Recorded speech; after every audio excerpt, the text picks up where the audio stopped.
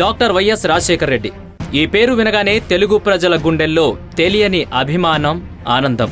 3 దశాబ్దాల రాజకీయ జీవితంలో మడమతిప్పని యోధుడిగా, మునిగిపోతున్న కాంగ్రెస్ ఓడను ఒంటి చేత్తో ఒడ్డున వేసిన మొనగాడిగా, ఎన్నో ఒడిదుడుకులు ఎదుర్కొని రాజకీయ చరిత్రలో ప్రజల గుండెల్లో చెరగని ముద్ర వేసుకున్న వైఎస్ రాజశేఖర్ రెడ్డి గారి జయంతి సందర్భంగా జనహితం అందిస్తున్న స్పెషల్ స్టోరీ.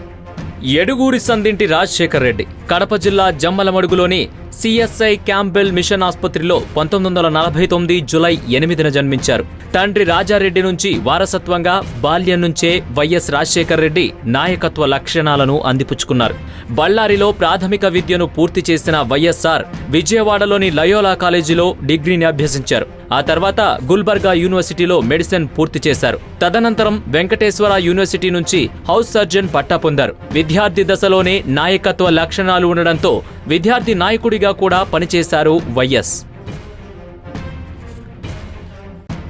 డాక్టర్ పట్టా పుచ్చుకున్న రాజన్న పుట్టినగడ్డ రుణం తీర్చుకునేందుకు అనేక సేవా కార్యక్రమాలు చేపట్టారు. తన విద్యాభ్యాసం అనంతరం పుట్టినగడ్డ మీద సేవ చేయాలనే ఆలోచనతో ఆయన పుట్టిన ఆసుపత్రిలోనే ప్రజలకు ఉచిత వైద్యం అందించి అనారోగ్యాల పట్ల వైద్యుడి రూపంలో దేవుడయ్యారు. వైద్యునిగా ఉచిత సేవలు అందించినప్పటికీ ఆ సేవలు చుట్టుపక్కల గ్రామ ప్రజలు మాత్రమే వినియోగించుకుంటున్నారని గ్రహించిన వైఎస్ఆర్ దానిలో సంతృప్తి చెందలేకపోయారు.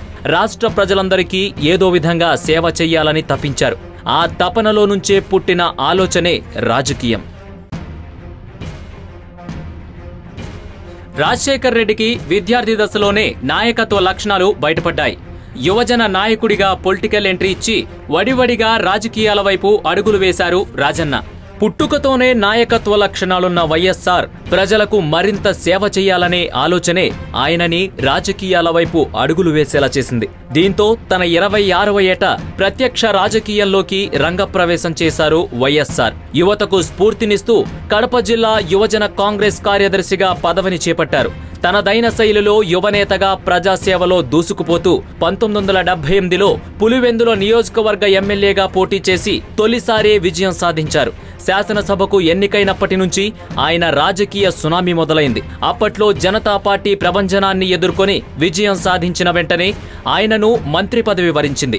1980 నుంచి 1983 వరకు గ్రామీణాభివృద్ధి, వైద్య శాఖ, విద్యాశాఖ మొదలైన కీలక మంత్రి పదవులను నిర్వహించి అధిష్టానం దృష్టిలో తిరుగులేని నాయకుడిగా పేరు సంపాదించుకున్నారు రాజశేఖర్ రెడ్డి.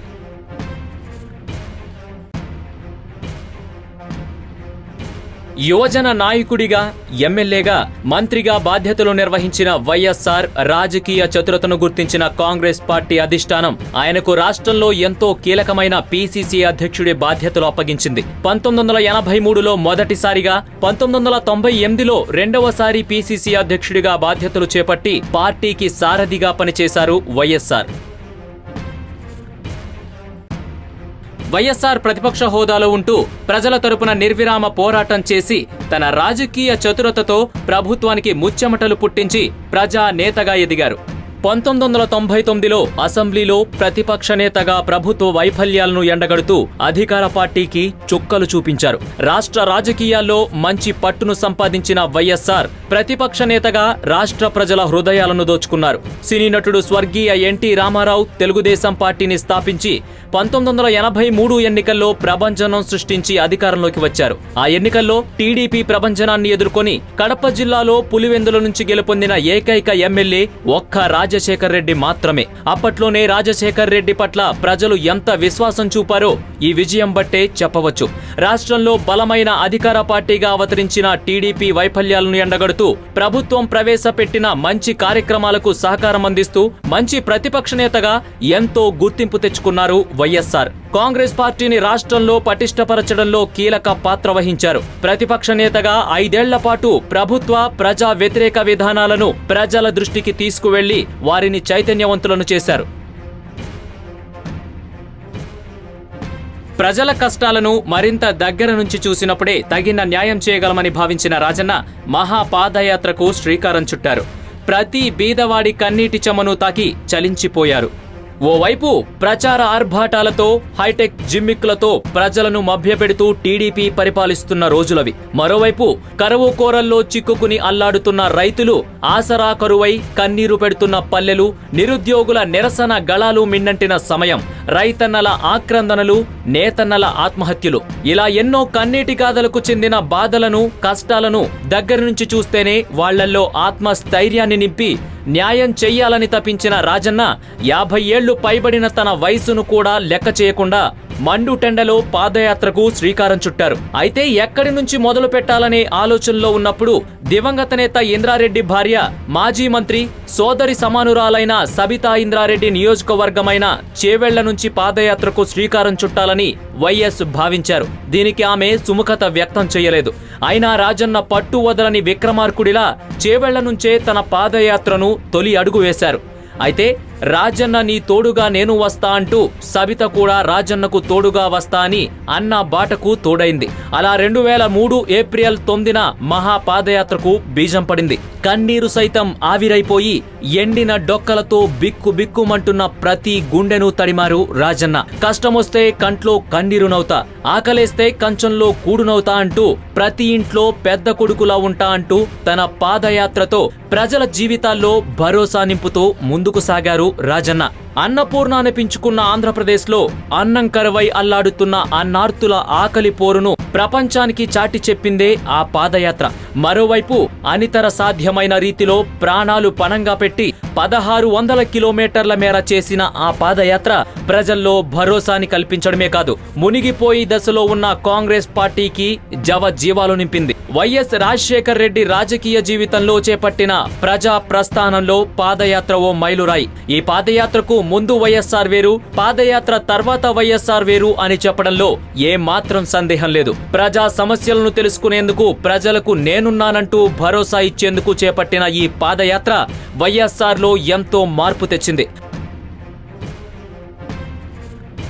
1600 కిలోమీటర్ల పాదయాత్రతో మీకు నేనున్నా అని భరోసా ఇచ్చిన రాజన్నను ప్రజలు నమ్మి మొదటిసారిగా ముఖ్యమంత్రిగా పట్టాభిషేకం చేశారు. పాదయాత్ర అనంతరం 2004లో జరిగిన అసెంబ్లీ ఎన్నికల్లో ప్రజలంతా వైఎస్ పక్షాన నిలిచారు. కష్టంలో ఉన్నప్పుడు అండగా నిలిచి నేనున్నానంటూ భరోసా ఇచ్చిన వైఎస్ఆర్ వైపే ప్రజలు మొగ్గు చూపారు. అలా ప్రజల సంపూర్ణ ఆమోదంతో, వారి ఆశీస్సులతో వైఎస్ రాజశేఖర్ రెడ్డి 2004లో ముఖ్యమంత్రి పీఠాన్ని తొలిసారి అధిరోహించారు. ప్రజల కష్టాలను దగ్గర నుంచి చూసిన ఆయన అధికారంలోకి రాగానే పాదయాత్రలో ప్రజలకు హామీ ఇచ్చినట్టుగా ఉచిత విద్యుత్ పథకం ఫైలుపై తొలి సంతకం చేసి చరిత్ర సృష్టించారు. వైఎస్ఆర్ జనరంజకమైన పరిపాలనకు శ్రీకారం చుట్టారు. ప్రజల అవసరాలను ఖచ్చితంగా అంచనా వేసిన ఆయన నేల విడిచి సాము చేయడం కన్నా అదే నేల మీద నిలబడి గెలిచి చూపడం మిన్నా అని భావించారు. అందుకే సాఫ్ట్వేర్ రంగానికి, పరిశ్రమలకు ఇవ్వవలసినంత ప్రాధాన్యత ఇస్తూనే అధిక శాతం ఆంధ్రప్రదేశ్ జనాభా ఆధారపడిన వ్యవసాయ రంగానికి పెద్దపీట వేయాలని నిర్ణయించుకున్నారు. రైతుల రుణాల మాఫీతో పాటు మద్దతు ధర పెంపు, ఇలా ముఖ్యమంత్రిగా ఆయనకు చేయగలిగిన వాటినన్నిటినీ అమలు చేశారు. వైఎస్ఆర్ హయాంలో ఆంధ్రప్రదేశ్ అన్నపూర్ణ అన్న ప్రతిష్టను సగర్వంగా తిరిగి దక్కించుకోగలిగింది. హరితాంధ్రగా అవతరించేందుకు ఉరకలు వేసింది. దీంతో పాటు నిరుపేదలకు ఇందిరమ్మ ఇళ్ల పథకాన్ని చిత్తశుద్ధితో అమలు చేశారు. బీడు భూమిలో కూడా పంటలు పండించాలనే లక్ష్యంతో జలయజ్ఞం చేపట్టారు. పోలవరం, చేవెళ్ల ప్రాణహిత వంటి భారీ నీటి పథకాలు ఈ యజ్ఞ ఫలాలే. పెద్ద జబ్బులొచ్చినా సామాన్యులకు సైతం కార్పొరేట్ వైద్యం అందేలా ఆరోగ్యశ్రీ ద్వారా అభయమిచ్చారు వైఎస్ఆర్. ప్రతి మహిళను లక్షాధికారిని చెయ్యడానికి పావలా వడ్డీ పథకాన్ని ప్రవేశపెట్టారు. అభయహస్తం పథకంతో వృద్ధ మహిళలకు ఆసరా అందించారు. పేదలకు లక్షల ఎకరాల భూమిని పంచడమే కాకుండా 10 లక్షల ఎకరాలను గిరిజనులకు పంచారు. పేద మధ్యతరగతి విద్యార్థుల ఉన్నత విద్యకు ఫీజు రియంబర్స్మెంట్ అందించిన ఘనత వైఎస్ది. జిల్లాకో విశ్వవిద్యాలయం, గ్రామీణ పేద విద్యార్థులకు పెద్దపీట వేస్తూ ట్రిపుల్-ఐటీలను ప్రారంభించారు. రాజకీయ ప్రత్యర్థులు సైతం పథకాల విలక్షణతను మెచ్చుకునేలా 108, 104 వంటి పథకాల ద్వారా నిరంతరం సామాన్యులకు అందుబాటులో ఉండేలా చేశారు వైఎస్ఆర్.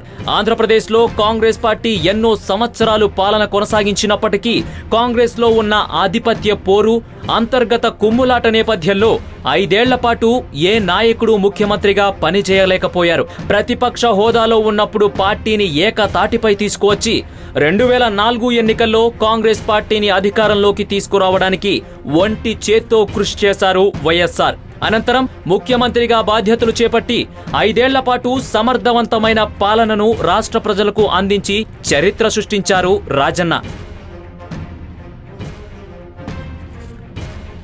6 సార్లు శాసనసభ్యుడిగా, 4 సార్లు పార్లమెంటు సభ్యుడిగా, ఎక్సైజ్ శాఖ మంత్రిగా, గ్రామీణాభివృద్ధి శాఖ మంత్రిగా, విద్యాశాఖ మంత్రిగా, 2 సార్లు పీసీసీ అధ్యక్షుడిగా కాంగ్రెస్ పార్టీలో 5 ఏళ్లకు పైగా ముఖ్యమంత్రి బాధ్యతలు నిర్వహించిన ఏకైక నాయకుడు. 2009 ఎన్నికలు రానే వచ్చాయి. అటు తెలుగుదేశానికి ఆ ఎన్నికలు చివరి అవకాశం వంటివి, ఇటు కాంగ్రెస్ కు సవాల్ వంటివి. ఓవైపు ప్రజారాజ్యం పార్టీ, మరోవైపు అన్ని పార్టీల కూటమి కలిసి రాజన్నను ఒంటరి చేశాయి. 5 ఏళ్ల పాటు ప్రతిపక్షంలో ఉన్న తెలుగుదేశం పార్టీ ఎలాగైనా అధికారంలోకి రావాలనే ఉద్దేశ్యంతో ఇటు వామపక్షాలతో అటు టీఆర్ఎస్ పార్టీలతో కలిసి మహాకూటమి ఏర్పాటు చేసింది. మరోవైపు సామాజిక న్యాయమే లక్ష్యంగా పేదలను ఉద్ధరిస్తానంటూ తెలుగు చిత్ర పరిశ్రమలో నెంబర్ 1 గా కొనసాగుతున్న మెగాస్టార్ చిరంజీవి ప్రజారాజ్యం పార్టీని అవిలాల విశాల మైదానంలో సినిమాటిక్ గా స్థాపించి 2009 ఎన్నికల బరిలో నిలబడ్డారు. దీంతో ఒంటి చేత్తో కాంగ్రెస్ పగ్గాలను చేతిలో ఉంచుకున్న వైఎస్ఆర్ కు 2009 ఎన్నికలు కత్తి మీద సాములా తయారయ్యాయి. అయితే ఆయన 5 ఏళ్ల పాటు ముఖ్యమంత్రిగా ప్రజలకు అందించిన ప్రభుత్వ పథకాలే ఆయనకు అభయహస్తంగా నిలిచి ఆ పథకాలే ప్రత్యర్థులకు శాపాలుగా మారాయి. కని విని ఎరుగని విధంగా ఏకంగా 156 అసెంబ్లీ స్థానాల్లో విజయ భేరి మోగించారు. ఆంధ్రప్రదేశ్ చరిత్రలోనే అత్యధికంగా 33 పార్లమెంటు స్థానాలను కాంగ్రెస్ పార్టీ కైవసం చేసుకుంది. ఇలా కాంగ్రెస్ పార్టీలో వరుసగా రెండోసారి కూడా వైఎస్ఆర్ ముఖ్యమంత్రిగా పగ్గాలు చేపట్టి ఆంధ్రప్రదేశ్ రాష్ట్ర రాజకీయాల్లో మరో చరిత్రను లిఖించారు. నిరంతరం ప్రజల కోసం పాటుపడే రాజన్న ఆ రోజు కూడా రచ్చబండ కార్యక్రమానికి బయలుదేరారు. ప్రకృతి చిన్న చూపు చూడడంతో రాజన్న దిగంతాలకేగారు.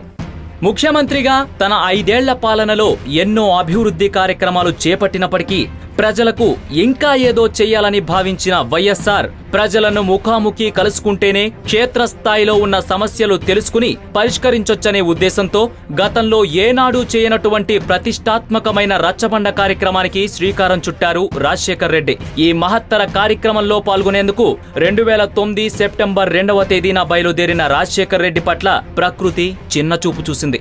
ఆ రోజు ఉదయం 7:20 బయలుదేరాల్సిన వైఎస్ వాతావరణం అనుకూలించకపోవడంతో ఆగిపోయారు. మరో 1:15 తర్వాత హెలికాప్టర్లో చిత్తూరు జిల్లాకు వైఎస్ పయనమయ్యారు. సమయం 10:30 గంటలు అవుతున్నా సీఎం ప్రయాణించే హెలికాప్టర్ వివరాలు తెలియలేదని అధికారులు అందించిన సమాచారంతో ఒక్కసారిగా అందరిలో ఉద్వేగం. హెలికాప్టర్తో 9:35 సంబంధాలు తెగిపోయాయని ఎయిర్ ట్రాఫిక్ కంట్రోల్ స్పష్టం చేయడంతో ఏమైందోనని అందరిలో నరాలు తెగే ఉత్కంఠ. క్షణ క్షణానికి రాష్ట్ర ప్రజల్లో ఆందోళన. తన పాలనలో సుఖ సంతోషాలను పొందిన యావత్ రాష్ట్ర ప్రజానికం ముఖ్యమంత్రి వైఎస్ రాజశేఖర్ రెడ్డి క్షేమంగా రావాలని మొక్కని దేవుడు లేడు, చెయ్యని పూజలు లేవు. వైఎస్ రాజశేఖర్ రెడ్డి కనపడ్డారన్న వార్తలు మధ్యాహ్నం 3 గంటల సమయంలో మీడియాలో రావడంతో ఆయన అభిమానుల గుండెల్లో బరువు కాస్త తొలగినట్లయింది. దీంతో జననేత వైఎస్ బతికే ఉన్నాడని అనుకునేలోగానే ఆ వార్తల్లో నిజం లేదని ప్రభుత్వం ప్రకటించడంతో అప్పటి వరకు ఆశతో ఉన్న వందలాది అభిమానుల గుండెలు పగిలాయి. ఒక్కసారిగా రాష్ట్రం మూగబోయింది. వైఎస్ఆర్ అకాల మరణంతో గుండె నిండా బాధ ఉన్నా తప్పని పరిస్థితుల్లో ప్రజానేతలు, ప్రజలు, నాయకులతో పాటు ప్రత్యర్థులు ఆయనకు ఘన నివాళి అర్పిస్తూ జోహార్ వైఎస్ఆర్ అనే నినాదాలతో రాష్ట్ర వ్యాప్తంగా కడసారి వీడ్కోలు పలికారు. అయితే వైఎస్ఆర్ మృతికి కారణమైన హెలికాప్టర్ ప్రమాదంపై అనేక అనుమానాలు వ్యక్తమవుతున్నాయి.